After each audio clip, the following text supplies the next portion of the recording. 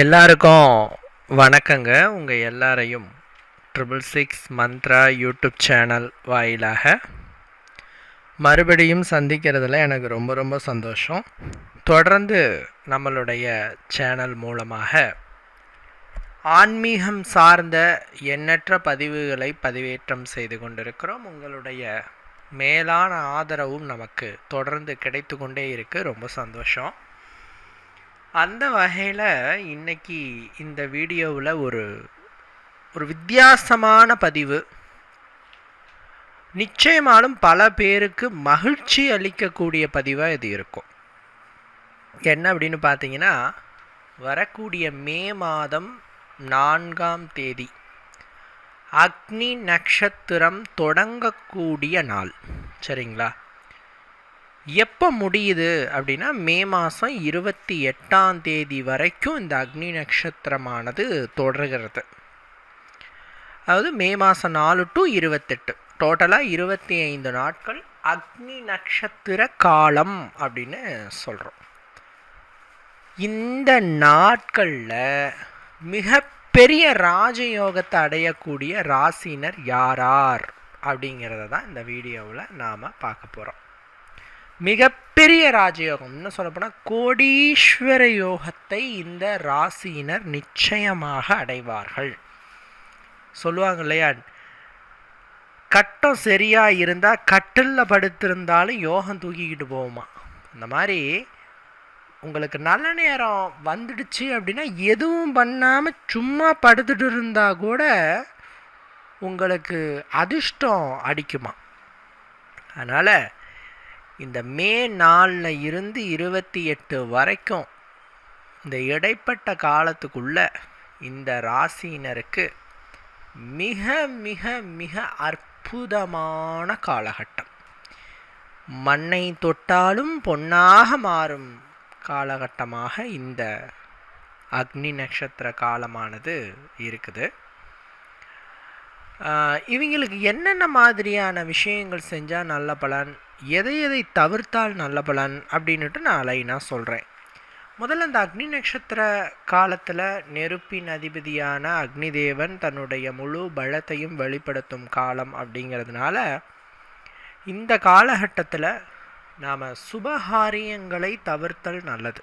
குறிப்பாக திருமணம், கிரகப்பிரவேசம், பூமி பூஜை, மரம் வெட்டுதல், விதை விதைத்தல் ஆகிய சுபகாரிய நிகழ்வுகளை இந்த அக்னி நட்சத்திரம் காலம் வரை செய்யாமல் தவிர்ப்பது நல்லது. அக்னி நட்சத்திரத்துக்கு மேலே, அதாவது கம்ப்ளீட் பண்ணதுக்கு அப்புறம், முடிந்ததுக்கு அப்புறம் நீங்கள் இந்த சுபகாரியங்களை தொடங்கிறது சிறப்பு. சரிங்களா?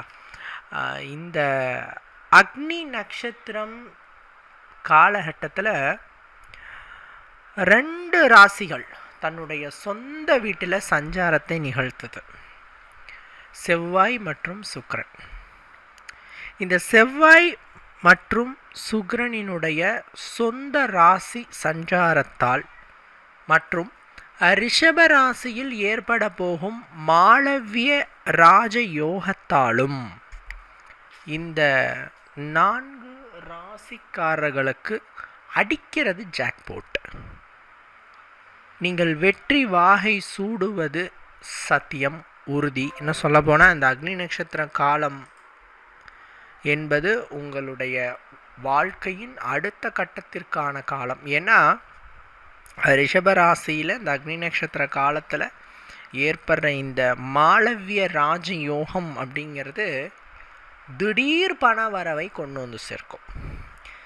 சார், என்கிட்ட நேற்று வரைக்கும் 10 ரூபா கூட இல்லை சார் அப்படிங்கிறவங்களுக்குலாம் இந்த காலகட்டத்தில் 1000 ரூபாய் வந்து சேரும். என்ன சார் 1000 ரூபான்னு சிம்பிளாக சொல்கிறீங்க அப்படின்னா, 10 ரூபா கூட இல்லைங்கிறவங்களுக்கு 1000 ரூபாய் பெரிய தொகை. நீங்கள் ஒரு வேளை லட்சாதிபதியாக இருந்தால் கோடீஸ்வரர் ஆவீங்க. நீங்கள் இருக்கிற நிலையிலிருந்து 2-3 மடங்கு உயர்ந்த நிலைக்கு நீங்கள் செல்லுவீர்கள். சரிங்களா? அதுதான் இந்த மாளவிய யோகத்தோட சிறப்பு. இந்த அதிர்ஷ்டத்தை அடையிற ராசிகள் யாராருன்னு பார்க்கலாம். முதல்ல வரவிங்க மேஷ ராசிக்காரங்க.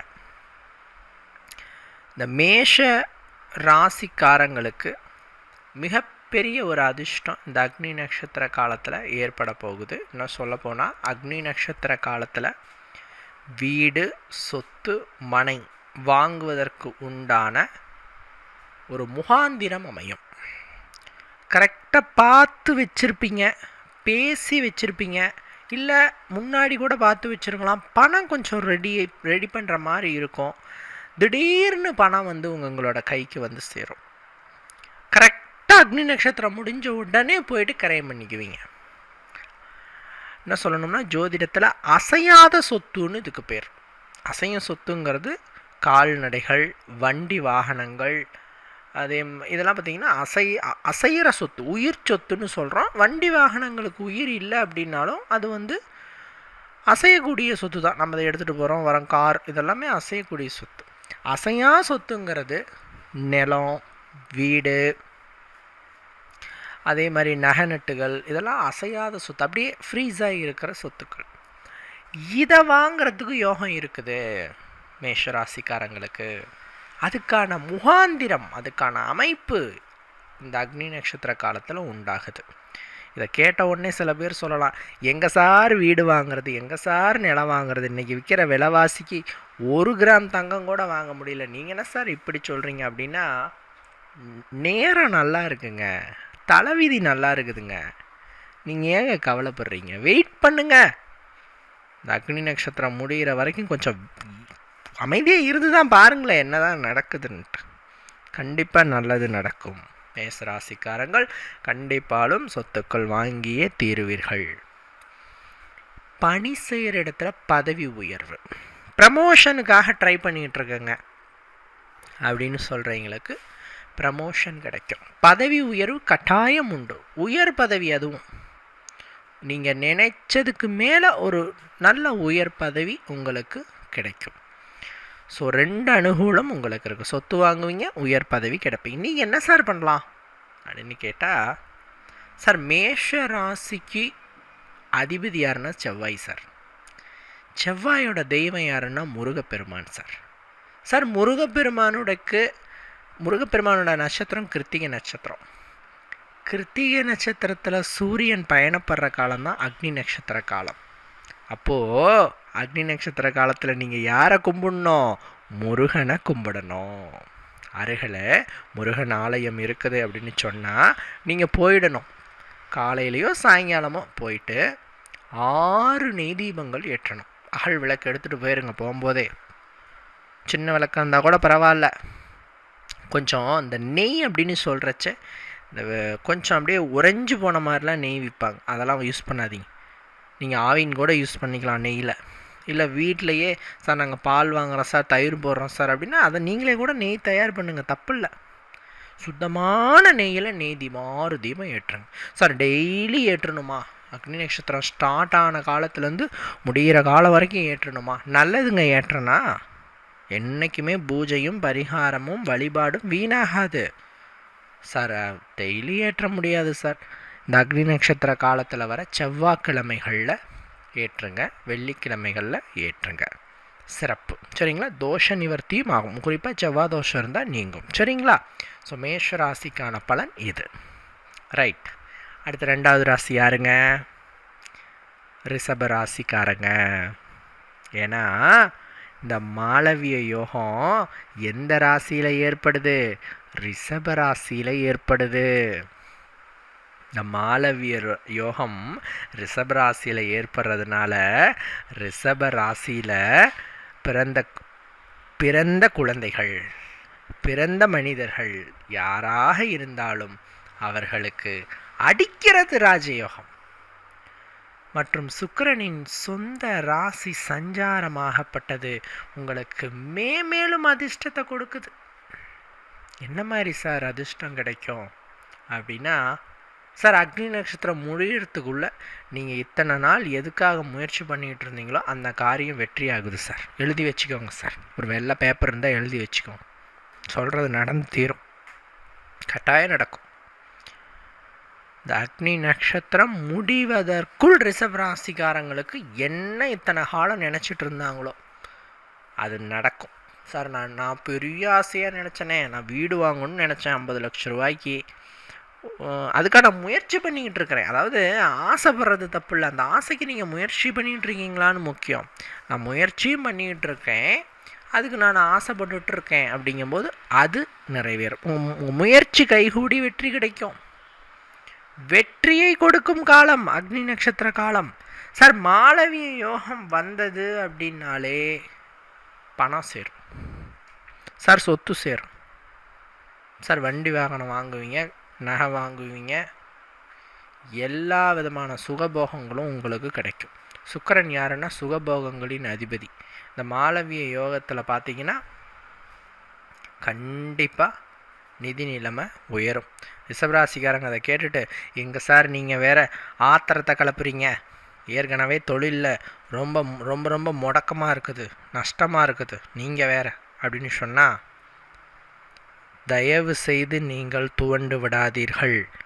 வெயிட் பண்ணுங்க. அக்னி நட்சத்திரம் ஸ்டார்ட் டு எண்டு வரைக்கும் கண்டிப்பாக உங்களோட தொழில் முடக்கம் நீங்கி மறுபடியும் துளிர் விடுவீங்க, வெற்றி அடைவீங்க. இதில் டவுட்டு வேண்டாம். சரிங்களா? கட்டாயம் உங்களுக்கு பொருளாதார முன்னேற்றம் உண்டு. சார் சுக்கிரன் சொந்த ராசியில் ஆட்சி பெறார் சார் இந்த அக்னி நட்சத்திர காலத்தில். இது எதை குறிக்குதுன்னா சுபகாரியங்கள் நடக்க போகுதுங்கிறத குறிக்குது. உங்கள் வீட்டில் ஒரு ஒரு சந்தோஷமான ஒரு சுபகாரியம் நடைபெற போகுது. அது எதானாலும் இருக்கலாம், கட்டாயமாக நடக்கும். அக்னி நட்சத்திர காலத்தில் அதுக்கான முகாந்திரம் ஏற்படும். முடிந்தவுடன் அழகாக சுபகாரியத்தை நீங்கள் செஞ்சு முடிச்சிருவீங்க. நல்ல காரியம் கைகூடி வரும், உங்கள் கைக்கே வரும் சுபகாரிய செய்தி. இந்தாங்கன்னு. சார் என்ன சார் சொல்கிறீங்க அப்படின்னா, ஒரு உதாரணத்துக்கு சொல்கிறேனே, கல்யாணம் ஆகாமல் என் பையன் இருக்கான் சார், பொண்ணு ஜாதகம் கைக்கு வரும், இங்கே பாருங்க, எனக்கு தெரிஞ்ச எடுத்த பொண்ணு தான், உங்கள் பையனை பார்த்தோம் பிடிச்சிருச்சு, இந்தாங்க ஜாதகம் பார்த்து சொல்லுங்கள் அப்படிங்கிற அளவுக்கு உங்கள் கைக்கு தேடி அந்த சுபகாரிய விஷயம் வரும். கல்யாணம், குழந்தை பிறத்தல், வீடு வாங்குதல், நிலம் வாங்குதல், நகை வாங்குதல், எல்லாமே சுபகாரியம் தான். இது எல்லாமே நீங்கள் தேடி போன காலம் போய் அது உங்களை தேடி வர காலம் வந்துடுச்சு. யாருக்கு? ரிஷபராசிக்கார நண்பர்களுக்கு. சரியா? ஸோ உங்களுக்கும் வெற்றிகரமான காலகட்டம் தான் இந்த அக்னி நட்சத்திர காலகட்டம். அடுத்து யார் சார்? சார் மிதுன ராசி. சார் மிதுன ராசி சார் புதனோட ராசி. சார் மிதுனம்னாவே புதனோட ராசி. சூரியன் எங்கெல்லாம் வலிமை பெறாரோ அங்கே புதன் வலிமையாகுவார், சுக்கிரன் வலிமையாகுவார். இது ஜோதிட விதி. சூரியன் பலமாக இருக்கிறார் சார் என் ஜாதகத்தில். சார் சுக்கிரன் கொஞ்சம் வீக்காக இருக்கிறார் சார், பயப்பட தேவையில்லை, சூரியன் சுக்கிரனை வலிமையாக்கிடுவார். சார் சூரியன் வலிமையாக இருக்கிறார் சார், புதன் வலிமை இல்லாமல் இருக்கார் சார், புதனையும் அவர் வலிமையாக்கிடுவார். ஏன்னா சூரியன், சுக்கிரன், புதன், அதாவது ஃபஸ்ட்டு சூரியன், அதுக்கிட்ட இருக்க கிரகம் புதன், அதுக்கப்புறம் சுக்கிரன், இந்த 3 கிரகங்களையும் முக்கூட்டு கிரகம்னு சொல்கிறோம் சார். இதை காதல் கிரகம்னு சொல்கிறோம் சார். இவர்களுக்கு ஒரு காதலன்னா, புதனுக்கும் சுக்கிரனுக்கும் காதலன் யாருன்னா நம்ம சூரியன் தான். ஸோ அவர் வலிமையாகும் போது சுக்கிரனின் ராசியாக இருந்தாலும் புதனின் ராசியாக இருந்தாலும் நல்ல ஒரு அதிர்ஷ்டம் கிடைக்கும், நல்ல ஒரு யோகம் கிடைக்கும். அந்த வகையில் மிதுன ராசியில் இந்த அக்னி நட்சத்திர காலகட்டத்தில் சூரியனுடைய பிரவேசம் மற்றும் புதனினுடைய பெயர்ச்சி ஆகியவையினால் உங்களுக்கு முதல்ல நிதி நிலைமை சீராகும் சார், ஆரோக்கியம் சிறக்கும். ஹெல்த் வைஸ் யாருக்கெல்லாம் பிரச்சனை வந்துட்டே இருந்ததோ எல்லாத்துக்குமே ஹெல்த் வைஸ் இருந்த ப்ராப்ளம் நீங்கி நல்ல ஒரு ஆரோக்கியமான ஒரு தேகபலம் கிடைக்கும், எதிர்பாராத நன்மைகள் உண்டாகும். சார் இது நாள் வரைக்கும் நான் அந்த விஷயத்தை வெற்றியாகணும்னு நினச்சிட்டே இருந்தேன், கொஞ்ச நாளாக அதை பற்றி நான் கண்டுக்கிறதே இல்லை அப்படின்ட்டு கிடப்பில் போட்டிருந்த விஷயங்கள் எல்லாமே வெற்றியாகும். அதுதான் சொல்லுவோம், எதிர்பாராத வெற்றிகள்னு அதுக்கு பேர். என்றைக்கோ ஒன்று ஆரம்பிச்சிருப்பீங்க, அதை அப்படியே விட்டுருவீங்க, கரெக்டாக இந்த காலகட்டத்தில் அது சக்ஸஸ் ஆகும். ஸோ எதிர்பாராத வெற்றிகள் எதிர்பார்த்தபடி அக்னி நட்சத்திர காலத்திலே மிதுன ராசிக்கு ஏற்படும். சரிங்களா? உங்களுக்கும் சிறப்பான பலன். சரிங்களா? அடுத்து மகர ராசிக்காரங்க, சனியோட ராசி. கடுமையான உழைப்பாளிகள். மகர ராசிக்காரங்களை நான் பார்க்குறச்ச என்ன எனக்கு தோணும்னா, அதாவது இந்த பொதி மாடுன்னு சொல்லிட்டு கிராமங்களில் சொல்லுவாங்க. கடைசி வரைக்கும் உழைச்சிக்கிட்டே இருக்கும். அதனோட இறுதி தருவாய் வரை உழைச்சிக்கிட்டே இருக்கும். அது யாருக்கெல்லாம் பொருந்தும்னா சனியோட ராசிகளுக்கு பொருந்தும். மகரத்துக்கும் பொருந்தும், கும்பத்துக்கும் பொருந்தும். 2 பேருமே கடைசி வரைக்கும் உழைச்சி தான் ஆகணும். கோடீஸ்வரம் சார் நான் லட்சாதிபதி சார் நான் கோடீஸ்வரம் சார், எனக்கு 10 வீடு இருக்குது சார், ஒரு நாள் டேர்ன் ஓவரே 5 லட்ச ரூபா சார், 10 லட்சம் சார் அப்படின்னாலும் நீங்கள் சாகிற வரைக்கும் உழைச்சி தான் சாப்பிடுவீங்க.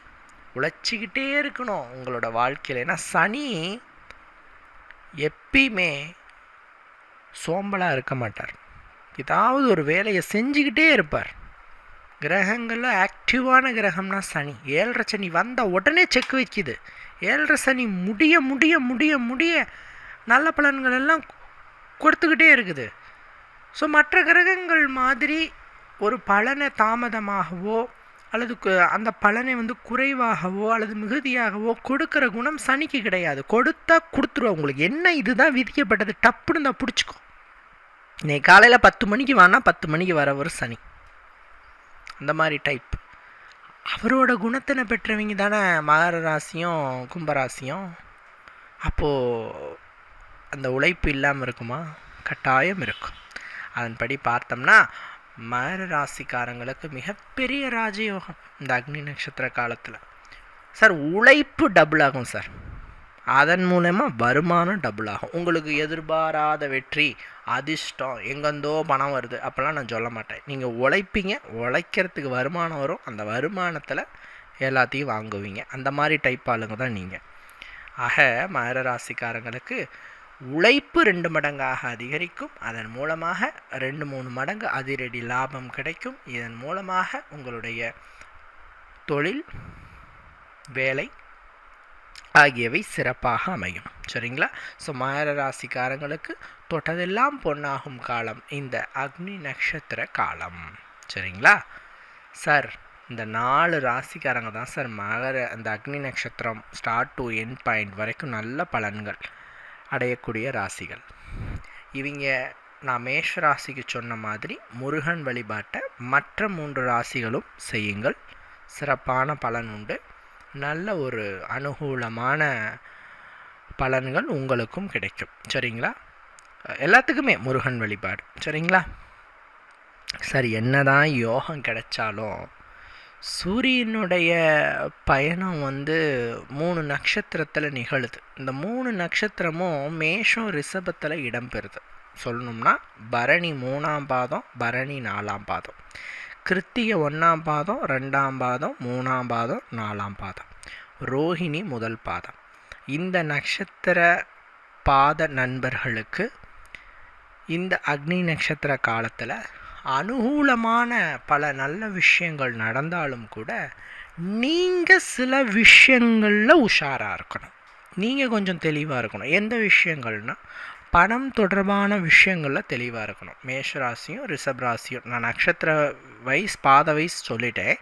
பட் இருந்தாலும் அந்த நட்சத்திரம் இடம்பெறும் ராசியாக வரும் மேஷராசினர், ரிஷபராசினர். அவர்கள் செல்ஃப் சேஃப் அப்படின்னு சொல்லுவோம். தன்னைத்தானே எப்படி இந்த காலத்தில் காத்துக்கணும் அப்படின்னா, முதல் விஷயம் பணம் தொடர்பான விஷயங்களில் அதீத கவனமாக இருக்கணும். ஜாமீன் வேணாம் சார். என்னோட க்ளோஸ் ஃப்ரெண்டு சார் எனக்காக உயிரையே கொடுப்பான் சார், நல்லா கொடுப்பான் உயிரை. கடைசியாக உயிரை வாங்காமல் போனால் சரி.